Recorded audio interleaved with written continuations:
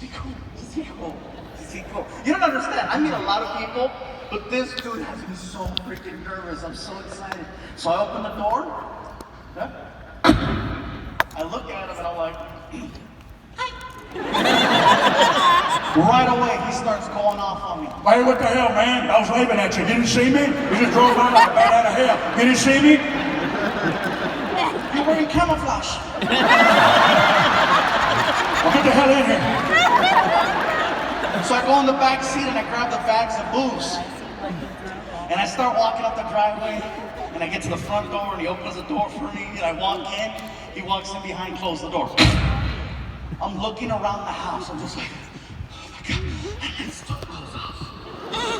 I'm not paying attention. I don't realize that he has 2 really big dogs, okay? That are like part Mimer and part Labrador. It's a great dog. And the dog runs up. It's like just a head. It's bigger than one of my dogs. Big like a baby horse, you know? The whole head. Right there. The whole head is in there.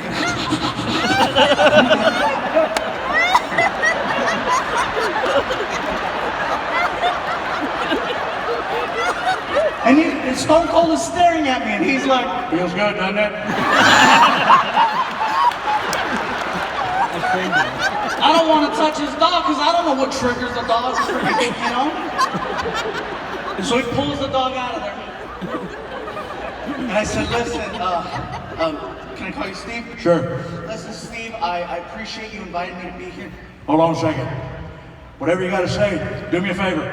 Save it. Save it for the podcast. Oh, yeah, okay, cool. So I stay quiet. And then he leads me into his home office. His home office is about as big as the corner right here. Okay, this area right here. The walls are covered with pictures of him and any major celebrity you can think of from the last 30 years. Whether it's freaking Ali, freaking pictures of all these presidents, pictures with Paul McCartney, you name it, he's met everyone. And so I'm just like, this is close. I'm losing it, you know, I'm just geeking out. And he grabs a chair, because he sees me holding the bags. He says, let me get that for you. And he pulls the chair out, and I can't help but I look at him and I'm like, aww, are we a date? See, that's funny as hell. I'm gonna make you say that again in about 2 minutes. I sit down, pushes in the chair, you know, he lines up the microphone for me, and he hands me some headphones, and I put them on. And then he walks around the desk, and he sits down, he puts on his headphones. And then he has the little recorder, starts it up. He takes off. Hey, what's going on, everybody? It's your buddy Stone Cold Steve Austin coming at you with a weekly podcast. Got a very special guest this week. A lot of people know him as Gabriel Iglesias, but hell, I know him as Fluffy. How the hell you doing, Fluffy? What's up, Steve? You're late. Actually, Steve, I was early, but I did not want to show up to your podcast empty-handed, so I got some presents. You brought Stone Cold a present? Yeah, hold on. And I grabbed the bags and I started taking out the bottles. I pull out the Jack, the tequila, and the beer. And he said, God damn. Something tells me I'm not making it to sushi with my wife. I said, I'm sorry, am I offending you? You want to offend me? Don't open the bottle. I go to pour a shot in a little red Solo cup, one of those little tiny, not a regular size Solo cup, they make ones for shots. And so I go to pour, and what the hell are you doing? Go to pour a shot. And that? He reaches into his desk and he pulls out 2 skull shot glasses. And he puts them down. And I'm like, oh! That's what you drink out of. I'm like, yes, sir. I am losing it, you guys. I'm like, I am hanging out with my childhood hero, and now I'm doing shots. I know I'm taking some kid's Make-A-Wish moment. But this is too much. We start doing shots, and we are connecting, and we're relating so much because there's so many similarities between comedy and pro wrestling. I don't just mean what happens in the thing. I'm talking about the surroundings. I'm talking about the entertainment, the videos, the people you engage with, all the social media, the people in the news, the fans. It's very similar, the amount of traveling. And so we're connecting, we're sharing stories. It gets later in the interview, and at one point you can hear when the tequila kicked in.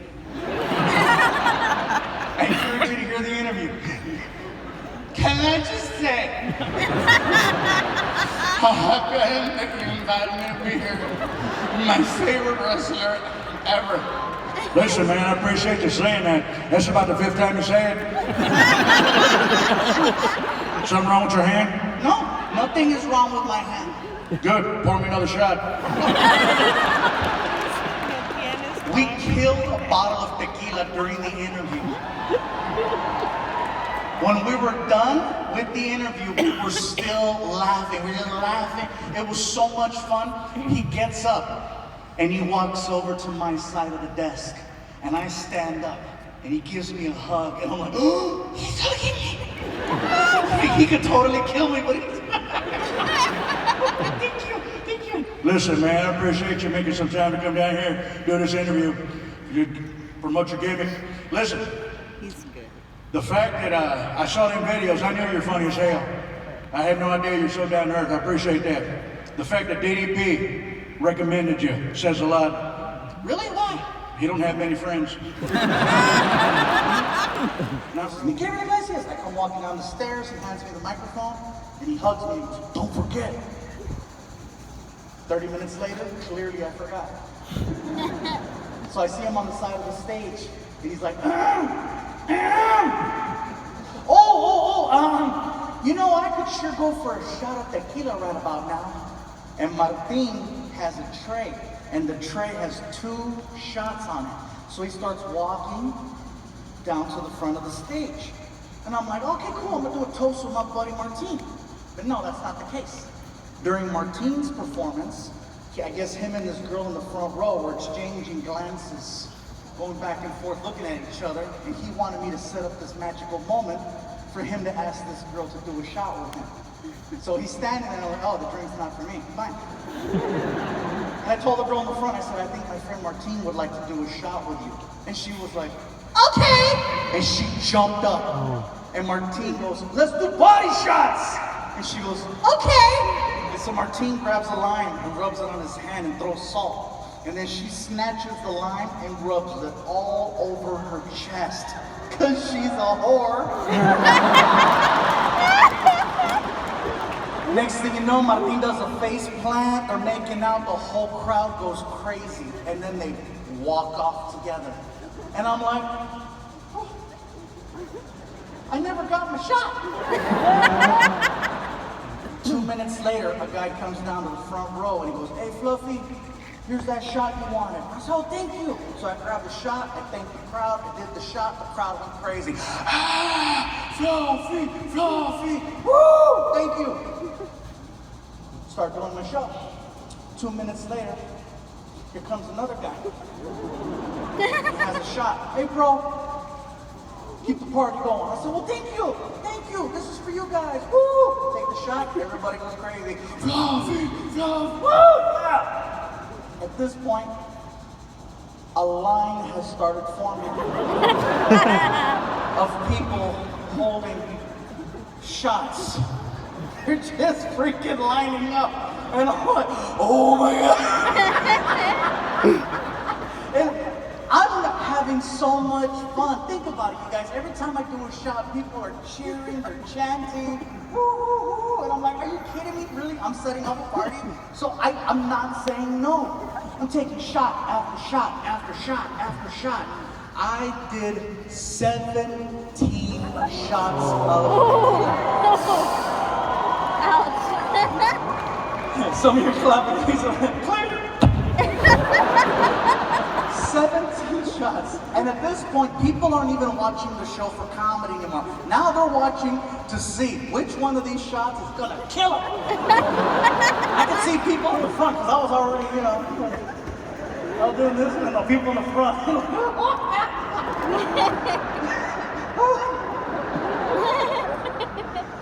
Some girl in the crowd yells out, take it off! And I was like, you take it off! And then her boyfriend stood up, hey, she'll take off whatever you take off. And all of a sudden, we we had a party.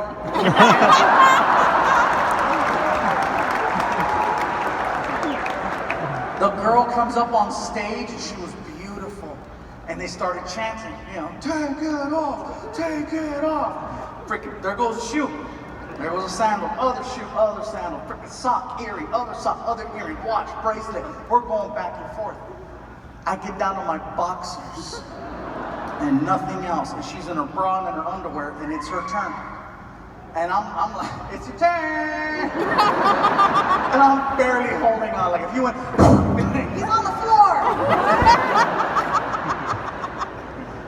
The girl freaks out, I can't do it! And she runs off the stage, and the whole crowd starts booing her, and at this point, here comes Martin running down the stairs, and he hugs me and he takes the microphone. Get your ass upstairs, dude, what the hell are you doing?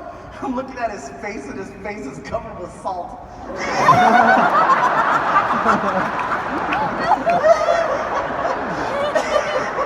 So I start going up the stairs, and Martin goes, ladies and gentlemen, Gabriel Iglesias, keep it going for Gabriel Iglesias. He almost got naked for you. And I heard, almost. And a little devil appeared on my shoulder. His name was Tequila.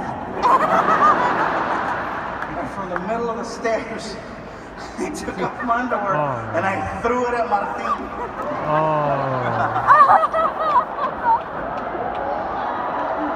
Half of the crowd saw this, the other half saw Pikachu.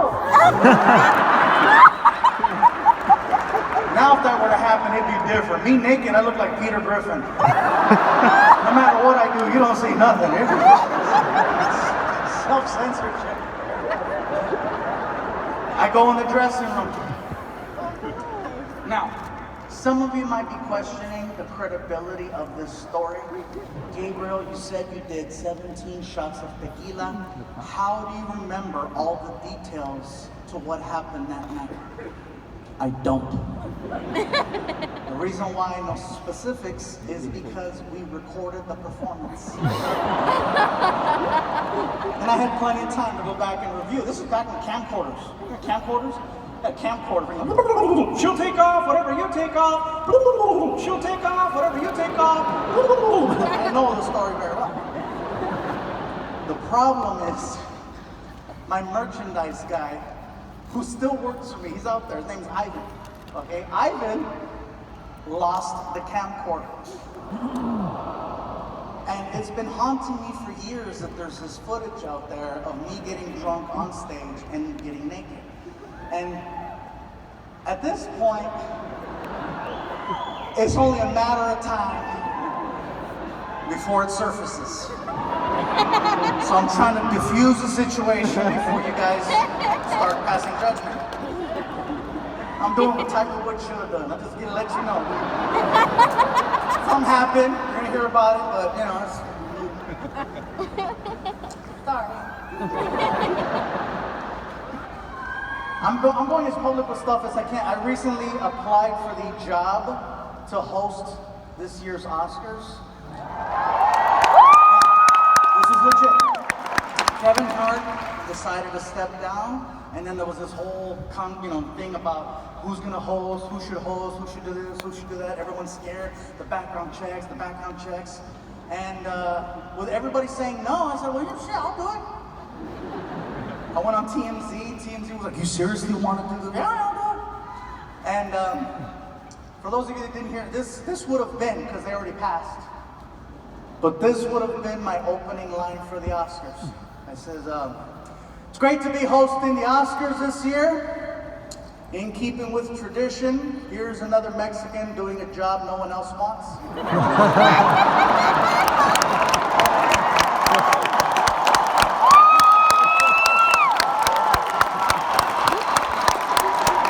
I thought it was a good opening. Sorry, okay. I don't even know that I really wanted the job. I just wanted to see if I could pass that background check. But yeah, over the years, and I'm surprised, you guys, because every week someone else is going down for something. Sometimes it's legit. Sometimes it's like, really? I remember 20 years ago, when we were here at the Improv trying to promote our shows. Some of the things that were being said at that time, I'm like, okay. You know, they asked me, they pulled me aside and they said, Gabriel, how would you like to promote your show this week?